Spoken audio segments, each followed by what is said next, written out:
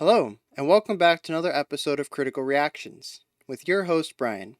Just want to remind everyone that we still are in the middle of the Thankmas donation drive. If you can donate at all to Thankmas, it greatly helps out children who are in poverty who need to get food this season. It's run by the Red Nose Day campaign. Phenomenal organization, phenomenal cause. If you need any information about that, there's links in the description. They are the first 3 lines of the description. They'll help you get to any donation pages or information about Red Nose Day or Thankmas. All right, so today we're going to head on over, and that did not work. We're going to head on over. There we go.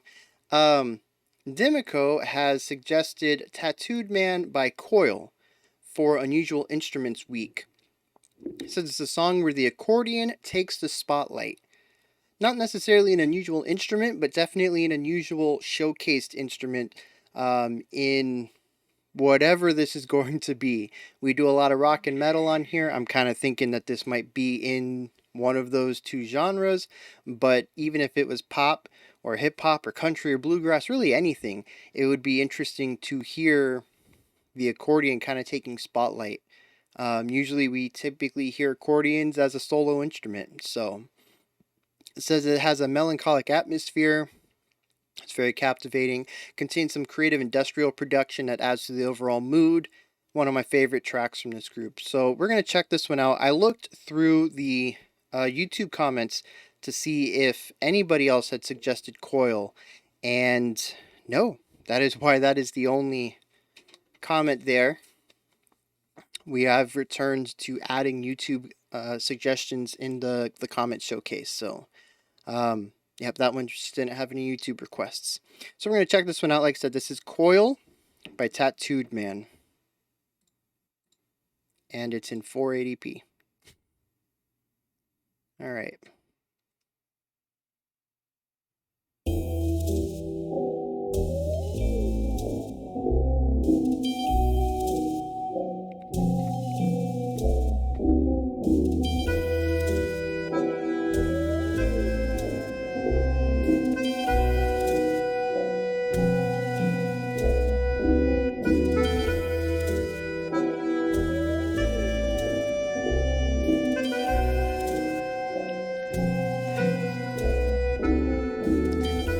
Thought we were in a waltz, and then this lead line came in, and it feels more like we're in 4/4, and I'm really trying to reconcile those 2 ideas, and it's weird.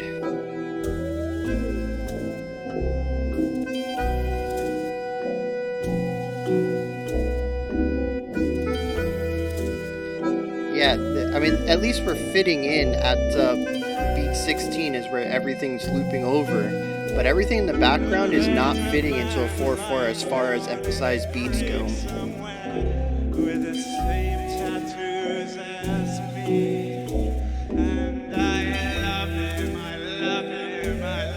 I like that marimba we got in the background.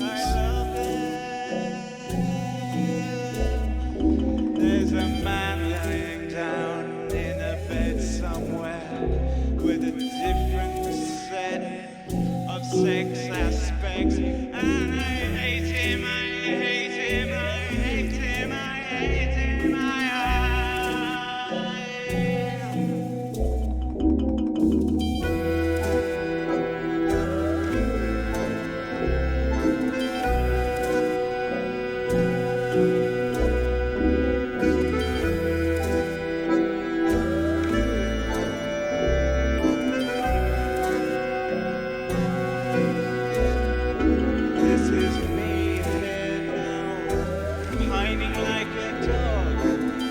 Yeah, I think we're in 4. Something was throwing me off before this, but when the voices came in, definitely in 4.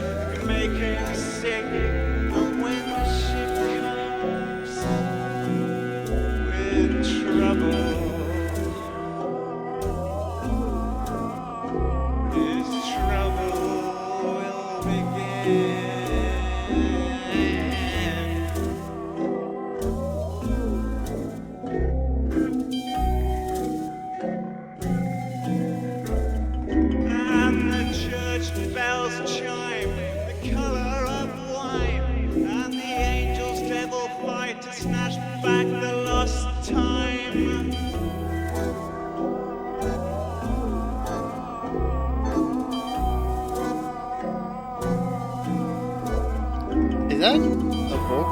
Somebody saying over there in the right side.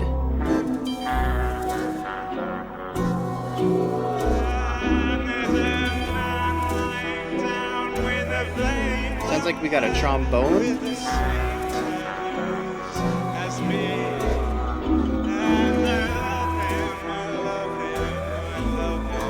A lot of layering going on. This is phenomenal.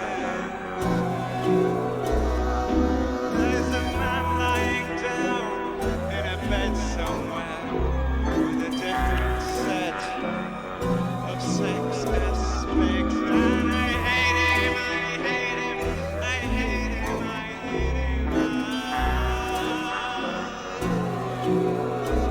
him. This is the dark. Really interesting pieces of ambiance going on in the background as well.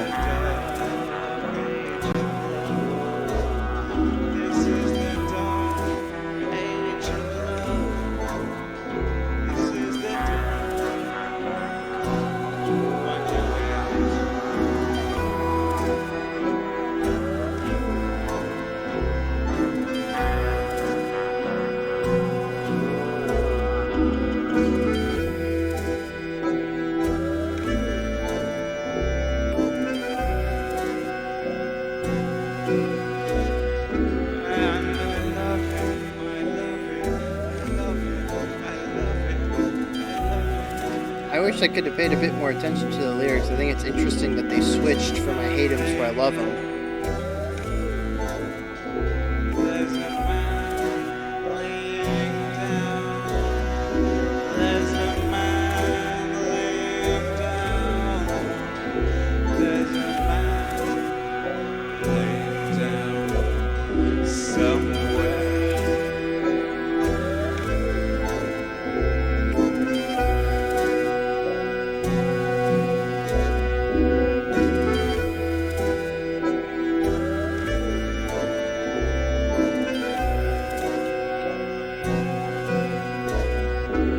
Those emphasized beats 2 and 4 really drive a lot of the lethargy of the song.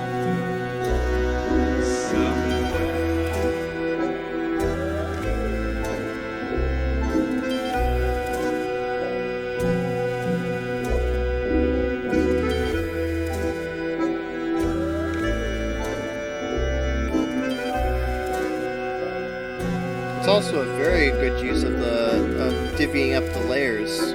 The lead tends to emphasize 1 and 3, while that bass line, you could say, emphasizes 2 and 4.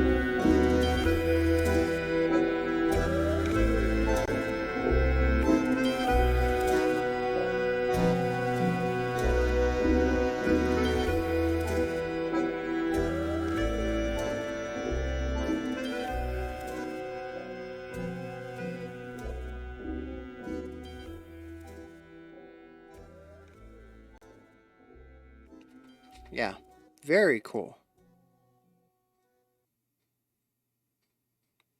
That ending was making me very tense.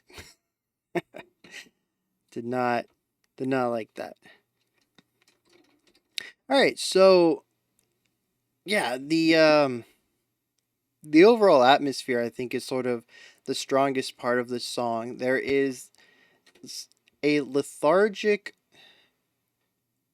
downtrodden overall tone to what's going on here. It's very, it's like wallowing in sorrow, right? There's just this sluggishness to everything. The fact that a lot of the song emphasizes beats 2 and 4, which kind of gives it a little bit of a dragging feel. The fact that the singer tends to doesn't necessarily slur his words, but they're not enunciated extremely clearly, and the width to them there's a not an echo, not a delay, but like a widening. I don't know why I can't think of what effect that would be. um yeah, it's wider, which makes it sound not just fuller, but also sort of delayed. You don't get a crisp ending when he closes his mouth and ends a syllable. It kind of drags a little bit. So a lot of the attacks and releases are sort of dragged out. There isn't really a clean start or beginning to his words, and there's also not a lot of energy to it. It's just very, just matter of fact, just singing where he's comfortable at.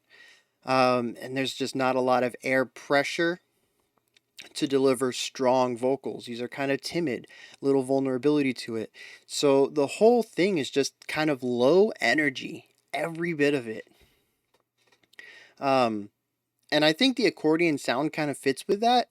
I don't know what kind of biases people have, societal biases that people have, or upbringing biases, whatever, uh, of the accordion. But to me, it's always a sad instrument or the butt of a joke. I think I very rarely heard an accordion. Oh, you know what? There's like the fun accordion, like the circus accordion type of stereotypical tracks. But it kind of fits into one of those molds. It's either fun and upbeat or it's super sad. Um, and I think that just kind of having that sort of stereotype, that bias, uh, also adds to the atmosphere for me as a listener.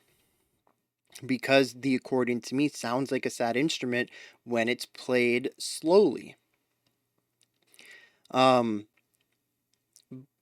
and I think that there's a lot that we could really talk about as far as the way that the atmosphere is built. However, it's also not the only amazing thing going on here. The other thing is the layering. And before we get into stuff like the middle of the track, where we started seeing more instruments and some ambient noises coming in to kind of fill space, I really want to focus on the main two accordions, I think they are. I don't know if there's actually two accordions or if there's just one person who recorded both lines, but you have the main line, do do do, something about that, and then you have the one that emphasizes 2 and 4, and he's a bit lower, and you have the do attack on 1, and then the lower accordion will hit on 2, and then he'll hit on 3, and then he'll hit on 4, and then that 4 gets held out a little. I mean, the 3 gets held out a little bit.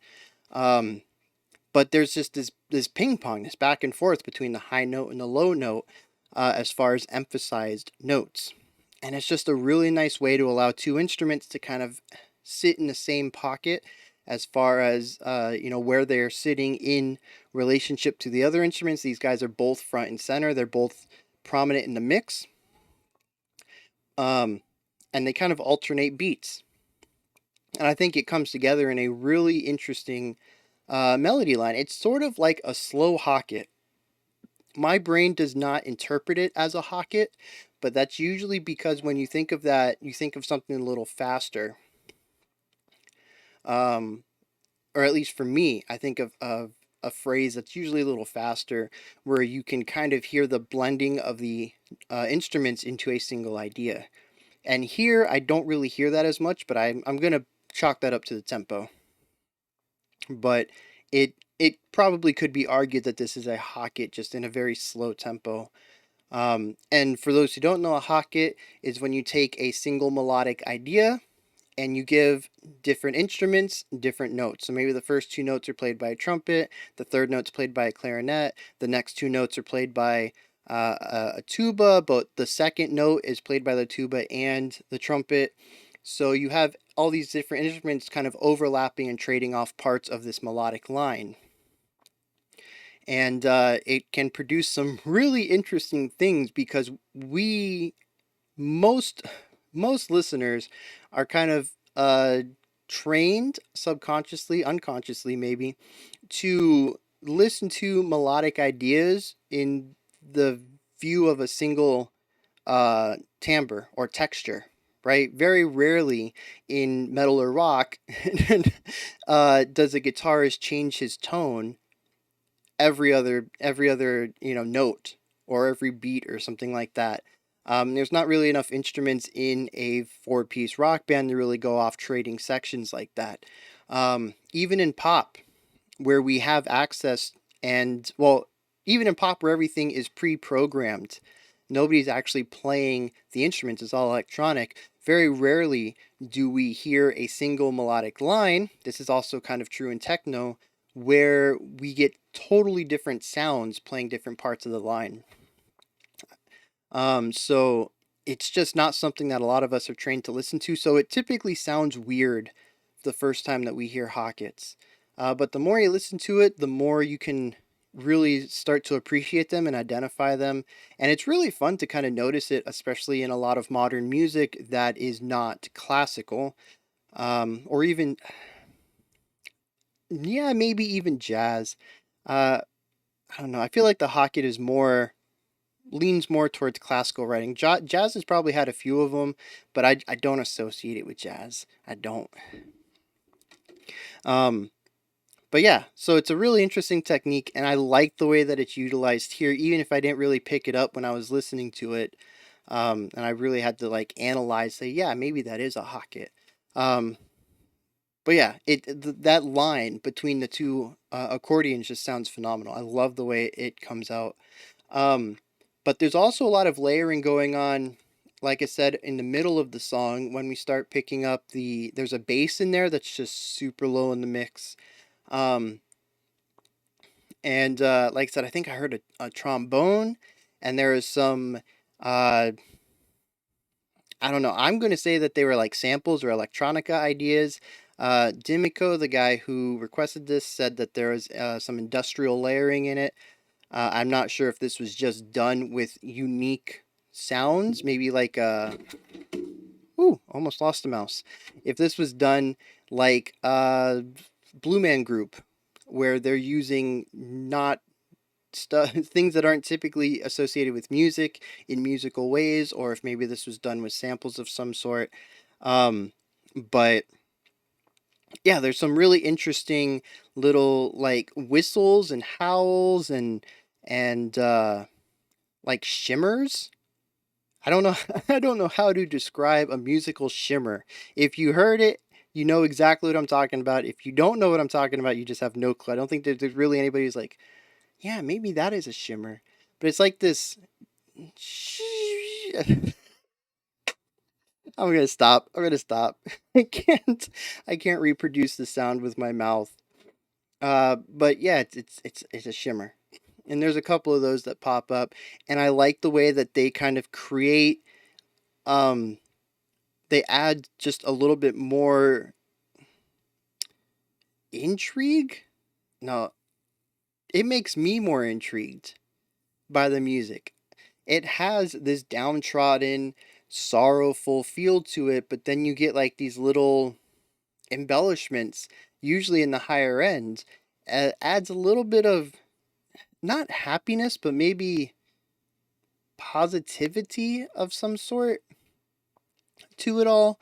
Um, and it really makes me wonder what's going on in the lyrical narrative, because the musical narrative is fairly straightforward up until that point. And even after that point, the whole song is just very sorrowful. It sits you in this 6.5 minute pocket of not greatness. I don't want to say like depression. It's not that harsh of a that oppressive of an emotion, but it's also just it's not really perky, it's not uplifting, it's just downtrodden. Like it's not sad, it's just blah, right? Like I said at the beginning, there's a lot of lethargy. It's a lethargic song. Um, so yeah, those little pockets of positive nuance, I don't understand how they fit in with the overall narrative. They seem to be out of place, but I enjoy them musically. I don't know how they fit in the narrative. They feel out of place in the narrative, but I enjoy them musically. I think it adds a lot of, like I said, little embellishments to it, especially since a lot of the song is fairly simple and repetitive. It's those little things that really keep the mind going and attached, for at least for me. It keeps my mind attached to the song in the middle when it was starting to get a little old, and then the ending was. I apologize. I was waiting for the song to end. It was getting just a little too repetitive for me. even though I do like the main line that does get repeated a lot. It does. It's just I needed a little bit more, but I also suppose that it's not about the individual notes or the individual sections of the song. It is about the overall emotion of the atmosphere of the track, and they kept that all the way through. It's not so much about trying to analyze it as much as just sitting in this pocket, this feeling, and exploring it for 6 minutes. So yeah, really interesting track. And the accordion, like I mentioned, it just kind of fits. It's definitely an unusual instrument as far as maybe the popular lexicon of instruments. It's not something that shows up too much in modern music.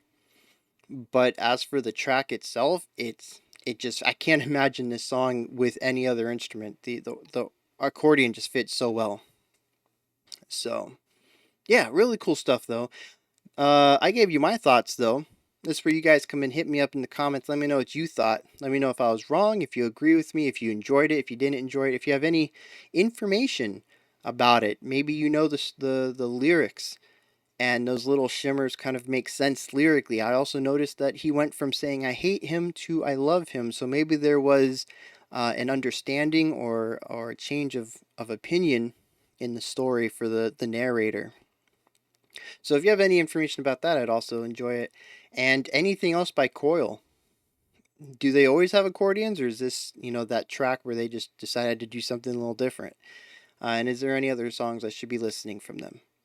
All right, that wraps this one up. I don't know what I'm supposed to say here. Oh yeah, the comments, like, subscribe, ring the bell. If you do all those, they help out the channel immensely. And you also get notifications when I put stuff up, which can help you out if you're interested in knowing when I do new things. There's also a description box. There's a bunch of links in there adjacent to the channel, but the three that are most important to me right now is everything relating to Red Nose Day and Thankmas. If you can, please donate. If you can't, please share. And yeah, I'll be back tomorrow, 5 p.m. Eastern Standard Time, 10 p.m. UTC, with the last critical reaction of 2020. I will be taking a couple of weeks off for winter break, spending with my family, get ready for Christmas, do New Year's, and kind of get prepped back up for to come back in on the 4th. I think Monday, whatever the first Monday of January is, I think it's January 4th, we'll have new episodes again. All right, so until next time, you guys stay safe out there, keep being awesome, and have a fantastic morning, afternoon, or evening whenever you choose to watch my videos.